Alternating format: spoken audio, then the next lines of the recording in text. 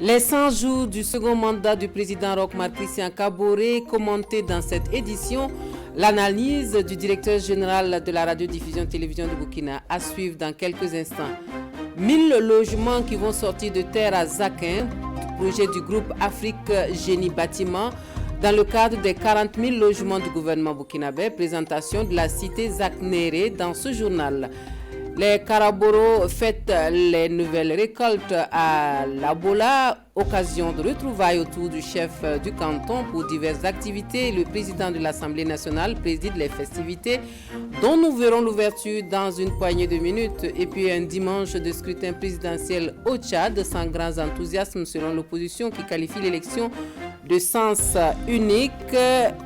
Une journée électorale également au Bénin avec les mêmes descriptions. Nous verrons cela en fin d'édition. Bonsoir, merci de nous suivre. À l'entame de son second mandat de 5 ans, Roch-Marc Christian Kaboré donnait rendez-vous au Burkinabé sur plusieurs chantiers. Sécurité, réconciliation nationale, santé, éducation et paix sociale sont de ceux-là. Des chantiers pour lesquels le président du Faso et ses collaborateurs laissent entrevoir la volonté de faire bouger les lignes. 100 jours après cet engagement solennel du chef de l'État burkinabé, quelle analyse des premiers pas du régime Kaboré II, suivant le décryptage du directeur général de la RTB, Pascal Yemboueni Chombiano. Le 28 décembre 2020, le président Roch Kaboré prêtait serment pour un second mandat de 5 ans à la tête du Burkina Faso. Un mandat d'espoir et de défi, selon le président du Faso lui-même. 100 jours après, c'est une première halte pour un premier bilan. Trop juste, diront certains, pour espérer voir de grands bouleversements. Certes, mais 100 jours, c'est tout de même suffisant pour apprécier les intentions et les frémissements. Et sur ce plan, quelques faits sont notables. D'abord et surtout la réconciliation, l'une des grandes priorités du quinquennat, en plus de la paix et de la sécurité. Le signal fort est sans conteste la nomination de l'ancien chef de file de l'opposition, Zéphirin Diabré, comme ministre d'État chargé de la réconciliation.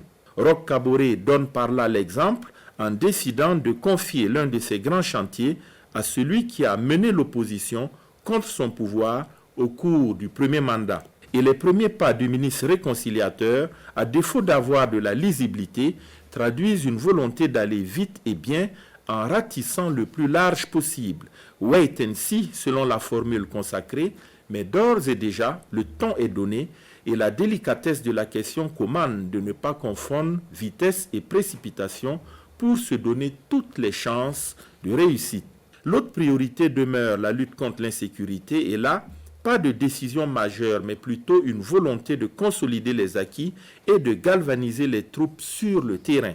C'est tout l'intérêt des sorties du ministre de la Défense qui fait le tour des unités pour porter le message du chef suprême des armées. Les dernières attaques à l'Est et dans le Sahel sont venues briser l'accalmie et rappeler que l'hydre terroriste est encore là et que les efforts doivent s'accentuer pour espérer un retour durable à la paix afin que les milliers de déplacés puissent retrouver leur cadre de vie. Dans les domaines de la santé et du foncier, deux autres secteurs clés dans lesquels les Burkinabés attendent beaucoup du second mandat de Roch Kaboré, la volonté de faire bouger les lignes est affichée et les ministres en charge de ces questions sont sur le pont. Somme toute, c'est un second mandat qui démarre sur des chapeaux de roue. L'exécutif a du pain sur la planche et ses 100 premiers jours donnent déjà le ton. Mais une chose est sûre, les citoyens burkinabés ne peuvent se satisfaire d'intentions et attendent davantage. Au-delà de la sécurité et de la réconciliation, il faut du travail, de meilleures infrastructures, une administration plus moderne, un climat plus propice pour les affaires, bref, de meilleures conditions de vie et le plus tôt possible.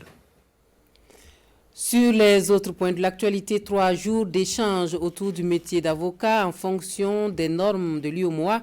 À Bobo Dioulasso, le 4e congrès du syndicat national des avocats du Burkina Faso s'achève sur des suggestions pour un bon exercice de la profession. Fait marquant de la rencontre, maître Olivier Yelkouni est porté à la tête du SINAF.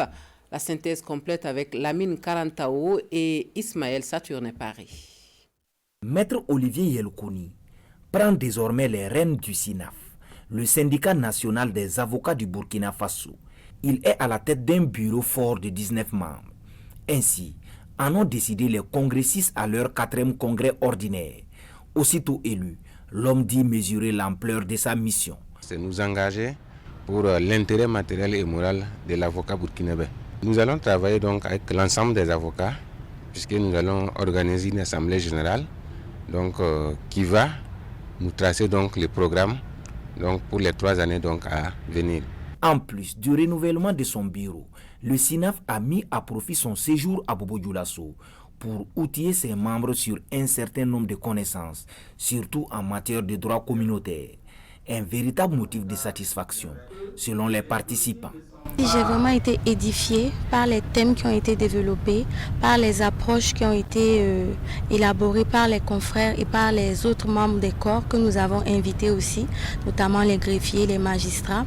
Et il y a eu beaucoup d'apports qui vont nous permettre de travailler mieux dans notre profession et en intelligence avec les autres corps de l'institution judiciaire. Nous avons formulé donc des recommandations pour qu'effectivement la création donc des cabinets et le management de ces cabinets-là donc fassent l'objet de colloques pour permettre donc à nos confrères de savoir comment on crée un cabinet et comment on gère un cabinet.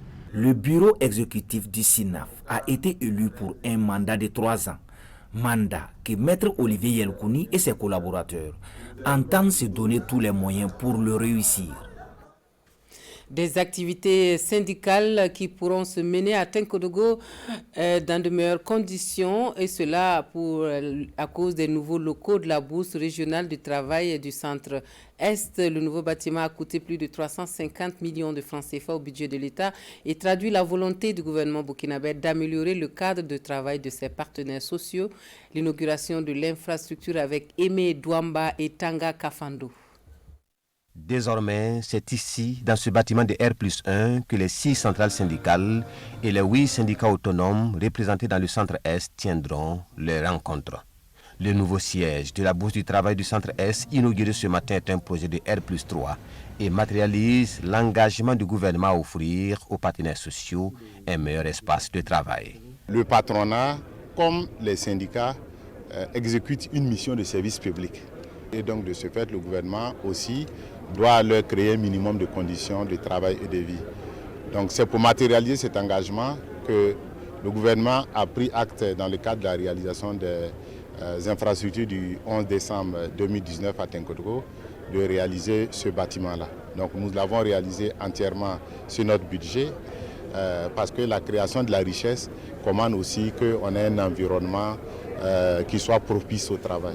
Le projet a coûté plus de 360 millions de francs CFA et pour le représentant des partenaires sociaux, cette œuvre du gouvernement est à saluer. Nous pensons que cet élan-là ne va pas s'estomper ici, mais il pourra en tout cas continuer dans les autres régions, à savoir les 10 autres régions qui restent, pour que nous puissions avoir des lieux adaptés pour nos rencontres, des lieux adaptés pour nos manifestations.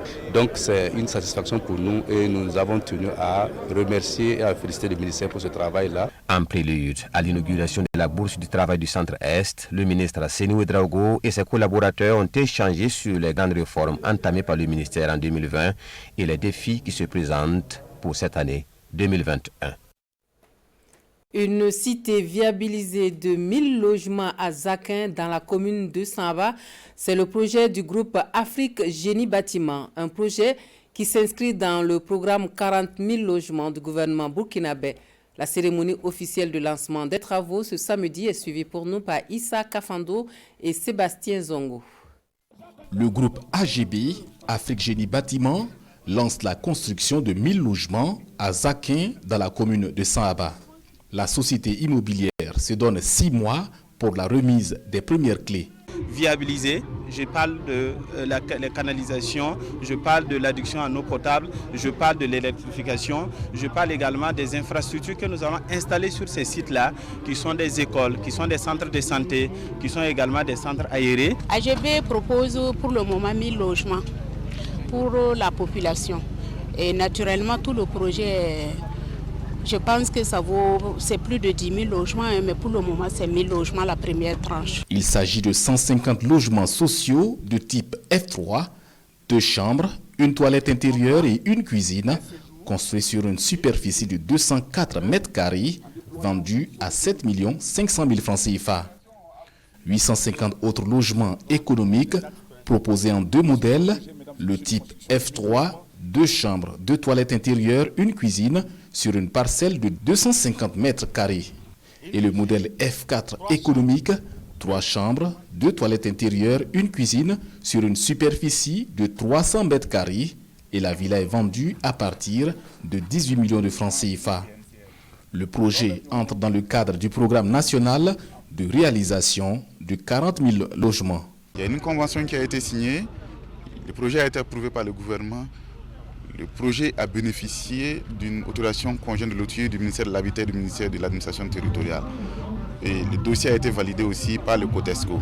Donc ce qui fait que le projet correspond à toutes les autorisations pour démarrer. Nous sommes contents du groupe AGB parce que les promoteurs ont suivi toute la procédure qu'il faut et c'est notre devoir de les soutenir. Le groupe AGB remet 9 tonnes de vivres destinés aux personnes vulnérables du village de Zakin dans la commune de Saba.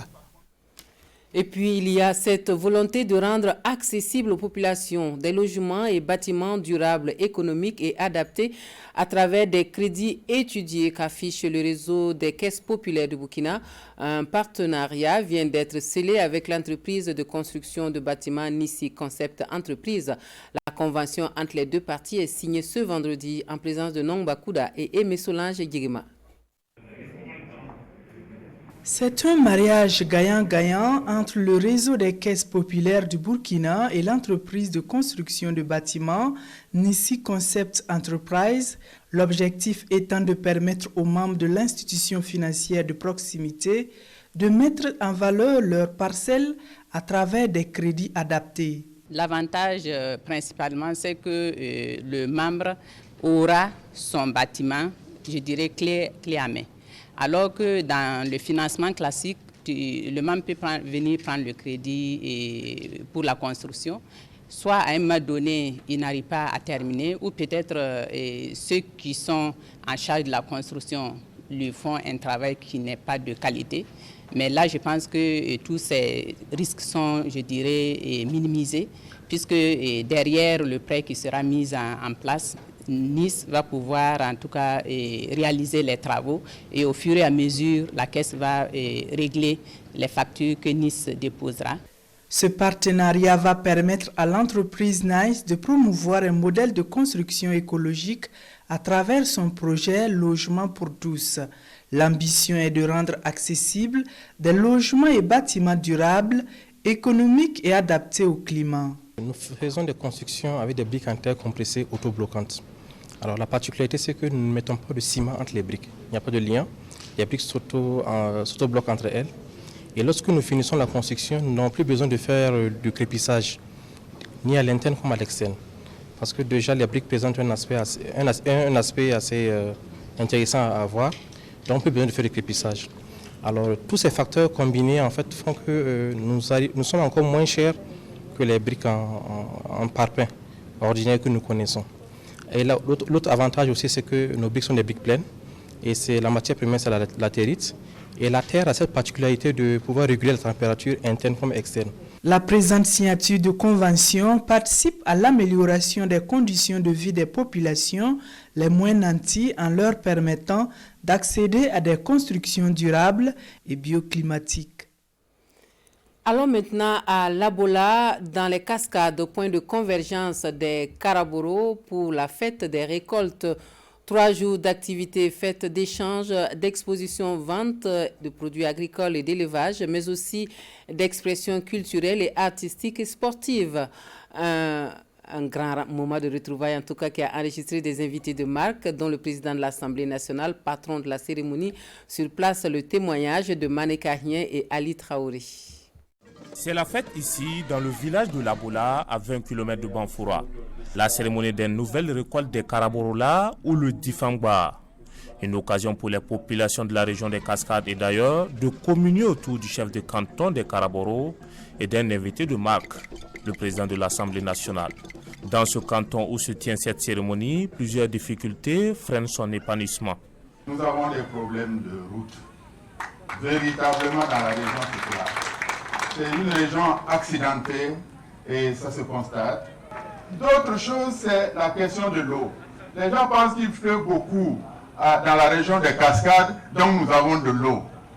Mais on n'a pas de retenue d'eau. À travers des prestations des troupes artistiques de la région, les promoteurs de cette manifestation ont montré les potentialités des cascades à l'ordre du jour. De quoi réjouir Alassane Bala-Sakandé qui promet 2 fourrages et 1 million de francs CFA pour le canton.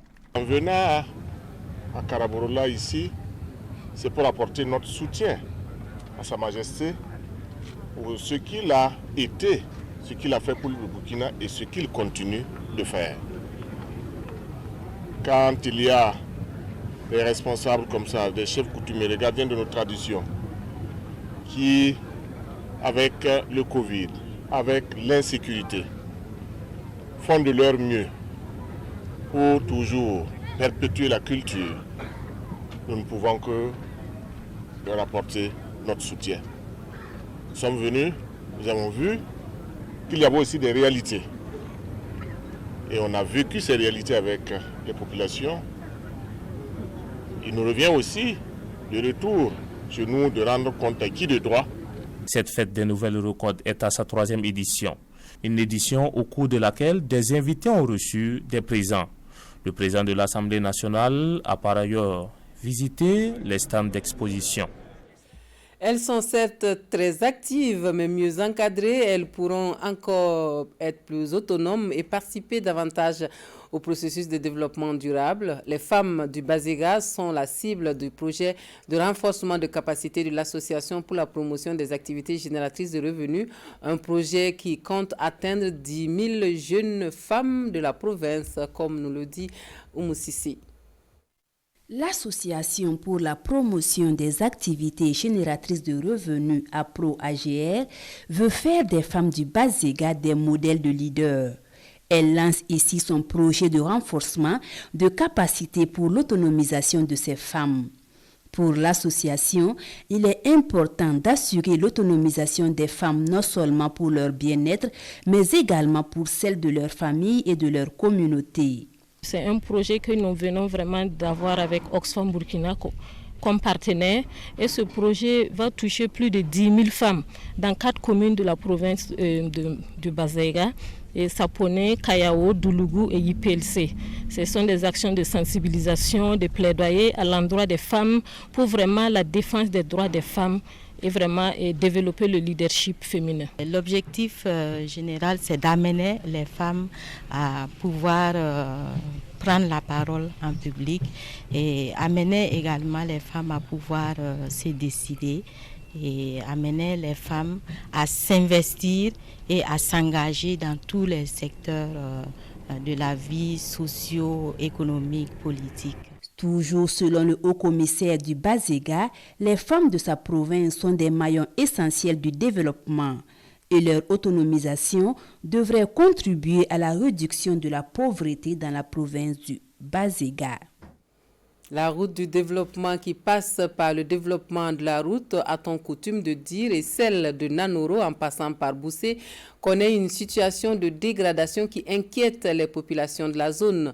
Le maire en appelle alors aux autorités compétentes et aux bonnes volontés pour le bitumage de la voie qui est impraticable en saison des pluies. L'une de nos équipes de reportage fait le constat pour nous.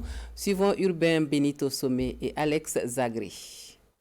Axe Boussé-Nanoro, ce tronçon long de 35 km relie le chef-lieu de la province du Kourouégo à Nanoro, commune de la province du Boulkemli, dans le centre-ouest. Et pour le parcourir, il faut mettre plus d'1 heure. Cette route départementale qui possède pourtant un enjeu important pour l'économie de la province, surtout la commune de Nanoro, est cependant en état de dégradation très avancé. Nanoro est un grand centre. Vous voyez que l'unité de recherche clinique de Nanoro est une unité de renommée internationale. Le 5e plus grand barrage du Burkina se trouvent sur notre zone. En tout cas, la quasi-totalité de nos villages sont traversés par ce barrage. Il y a actuellement plus d'1 millier d'hectares qui sont en cours d'aménagement au moment où nous parlons. Et toutes les productions maraîchères et tout ce que vous imaginez ne peuvent pas rallier Nanoro ou rallier Koutougou par ailleurs si cette route-là n'était pas dans un état tel qu'il puisse être pratiqué. C'est en 1986 que ce tronçon a été renforcé par le gouvernement italien par l'intermédiaire des caméliens présents dans la localité. Et aujourd'hui, emprunter cet axe est un parcours du combattant. Il faut même slalomer à certains endroits, comme ici à Pouissi, où le cassis est en passe de céder. Je sais que si les premières pluies viennent, en tout cas la ville de Nanoro sera coupée de Ouaga. Nous avons eu la chance que le pont s'est retrouvé dans cet état quasiment à la fin de l'hivernage passé. Et là, j'avoue que c'est une grosse inquiétude que les populations de Nanoro ont aujourd'hui par rapport donc à ce pont-là. La route n'est pas du tout en bon état. Tous les ponts ont cédé. En saison pluvieuse, quand vous arrivez et qu'il y a beaucoup d'eau, il faut attendre que le niveau baisse avant de pouvoir passer. Nombreuses sont les voitures qui coulent ici. Il faut vraiment qu'on trouve une solution à ce problème.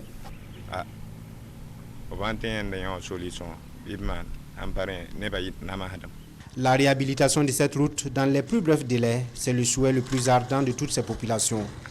Un axe vital pour l'économie de la zone, au dit des personnes que nous avons rencontrées. Toutes choses qui, selon elles, devraient permettre une fluidité du trafic, des personnes et des biens.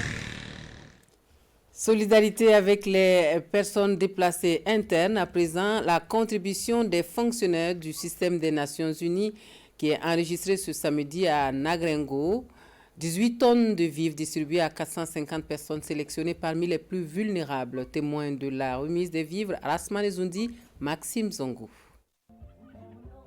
Depuis 2018, Nagrengo, dans la province de Lubritanga, région du plateau central, selon les autorités communales, fait face à l'afflux de nombreux déplacés internes. Plus de 17 000 de nos jours avec des conditions de vie précaires. Sensibles à cette situation, les membres de l'association des fonctionnaires du système des Nations Unies ont tenu à exprimer leur solidarité avec ces personnes en détresse. Suite à ces problèmes d'insécurité, nous nous sommes toujours sentis interpellés parce que la devise de notre association est solidarité par tous et pour tous. Et c'est ce qui nous inspire pour intervenir à chaque fois que nous pouvons le faire. Des fonctionnaires en activité et ceux déjà à la retraite qui se sont donné la main pour rendre possible ce geste de solidarité. Ça vient à point nommé donc, pour nous aider à soulager nos problèmes, nos difficultés, avec le chef donc, de Nagrengo, donc, le Managanaba également. Et tout le monde contribue donc, comme il peut à ce que donc, les déplacés se sentent mieux ici à Nagrengo comme un peu partout ailleurs, cela doit se faire. Au total, ce sont 18 tonnes de vivres composés du riz, du maïs et bien d'autres qui ont été remis à 450 personnes sélectionnées parmi les plus vulnérables. Le souhait des autorités communales, tout comme les chefs coutumiers de la région, que d'autres bonnes volontés se manifestent encore, car les besoins demeurent énormes. Cette bonne nouvelle pour les fidèles musulmans, c'est parti depuis hier pour le Ramadan Market, 5e édition. Le Cercle d'études, de recherche et de formation islamique veut cette fois, pour lutter contre la spéculation autour des produits de grande consommation à l'approche du mois de Ramadan. Vous avez jusqu'au 18 avril pour faire votre marché du Serfi qui ouvre ses portes en présence de Rasman Ezundi et Oumou Sissi. Et de 5 pour le Ramadan Market du Cercle d'études, de recherche et de formation islamique CERFI. Organisée à l'orée de chaque Ramadan, cette foire est une exposition de produits de grande consommation et autres articles. La philosophie qui tend donc l'organisation de Ramadan Market, c'est de faire de telle sorte que la flambée des prix des denrées de grande consommation n'ait pas lieu. Parce que ce que nous remarquons, c'est que à l'approche du Ramadan, les commerçants augmentent donc les prix des denrées.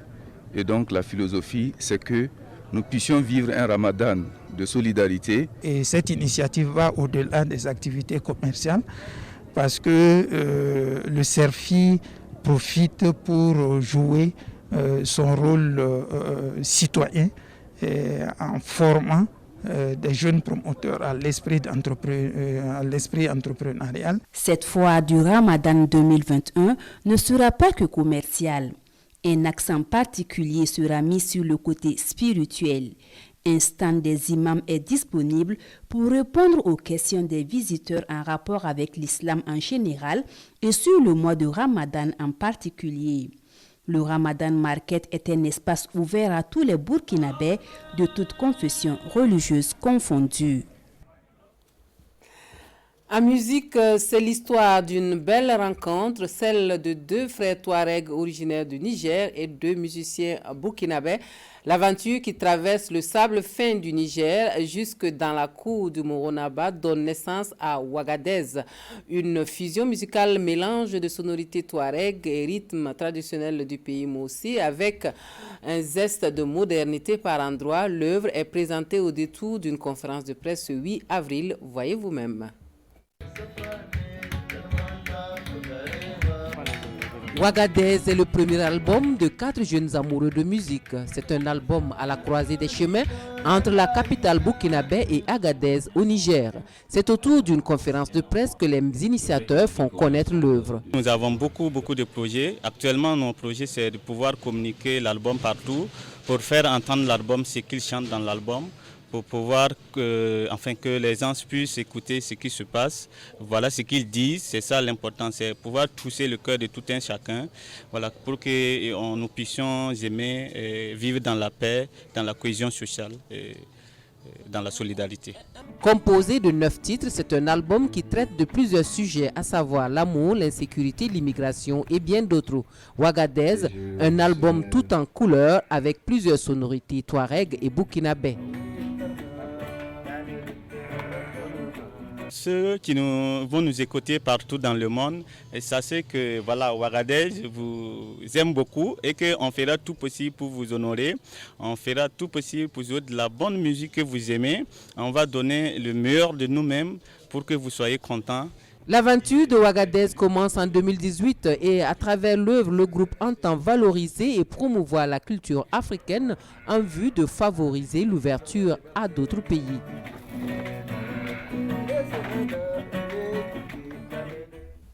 Et cet autre rendez-vous culturel de ce week-end dans le Zandoma avec les Fango donc de Baskorma. Oui, c'est un festival qui est né de la volonté des jeunes de Baskorma de renouer avec leur culture pour renforcer le vivre ensemble. Transmission de valeurs ancestrales ce 9 avril donc dans le Zandoma. À travers chant, musique et danse, les temps forts de l'événement culturel avec Constantin Ouedraogo et Alain Alidou Savadou.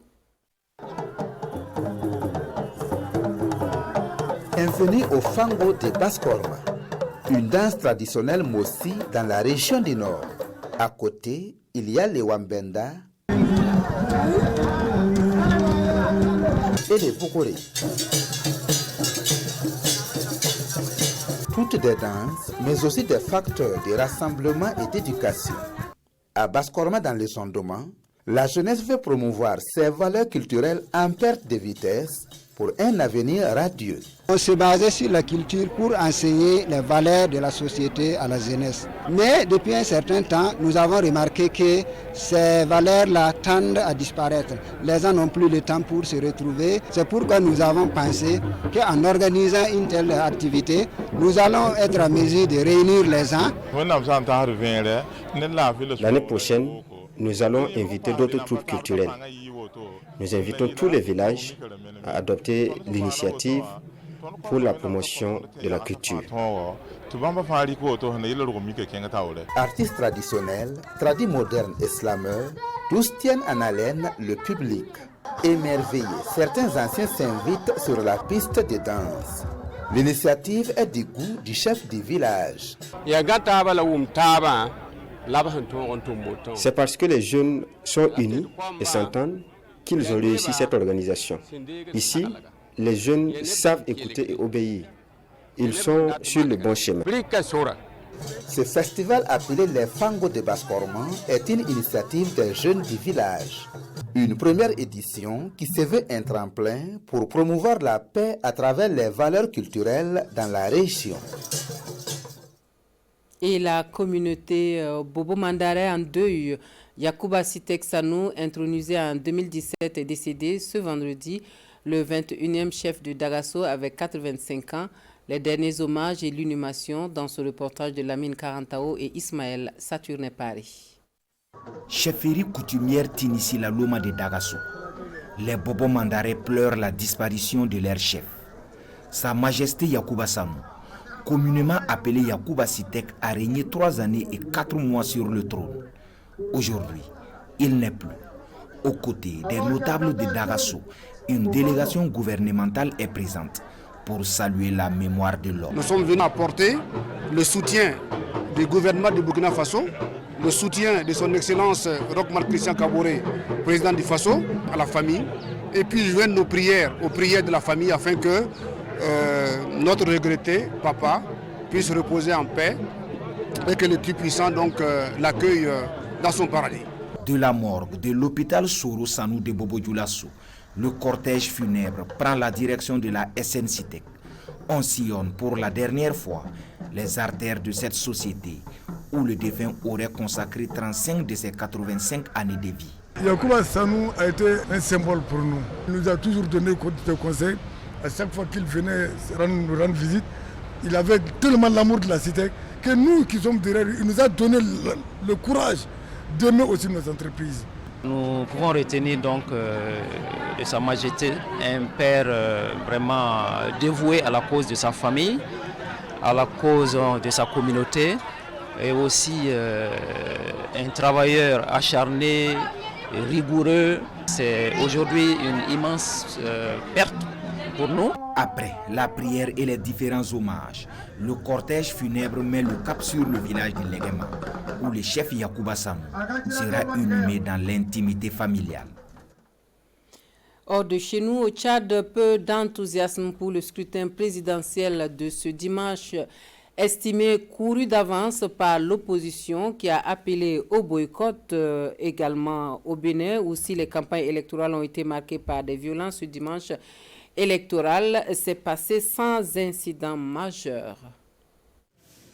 Journée d'élection dans le calme et sans grand suspense au Bénin, où les électeurs étaient appelés aux urnes ce dimanche pour le premier tour de la présidentielle.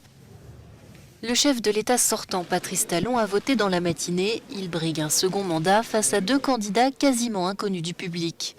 Patrice Talon est seul face à lui-même, selon les mots de l'opposition. En effet, la plupart des opposants sont soit en exil, soit condamnés par la justice ou incarcérés, soit empêchés de se présenter du fait du nouveau code électoral. Aucun incident n'a été déploré ce dimanche, alors que la campagne électorale avait été marquée par des contestations et des violences qui ont fait 2 morts et des blessés. Pionnier de la démocratie en Afrique de l'Ouest, le Bénin a pris un virage autoritaire sous la présidence de Patrice Talon. Autre élection présidentielle au Tchad, où le maréchal président Idriss Déby Itno, au pouvoir depuis 30 ans, brigue un 6e mandat. Il a voté dans la matinée aux côtés de son épouse Inda. Là encore, le chef d'État sortant est assuré de l'emporter face à 6 candidats sans envergure, les principaux opposants ayant été écartés du scrutin. Toute contestation est également systématiquement interdite par le régime depuis plusieurs mois. Le véritable enjeu de ce scrutin réside dans la participation, certains opposants ayant appelé au boycott de l'élection. La plupart des Tchadiens semblent de toute façon se désintéresser de ce scrutin joué d'avance et essayent d'abord de joindre les 2 bouts.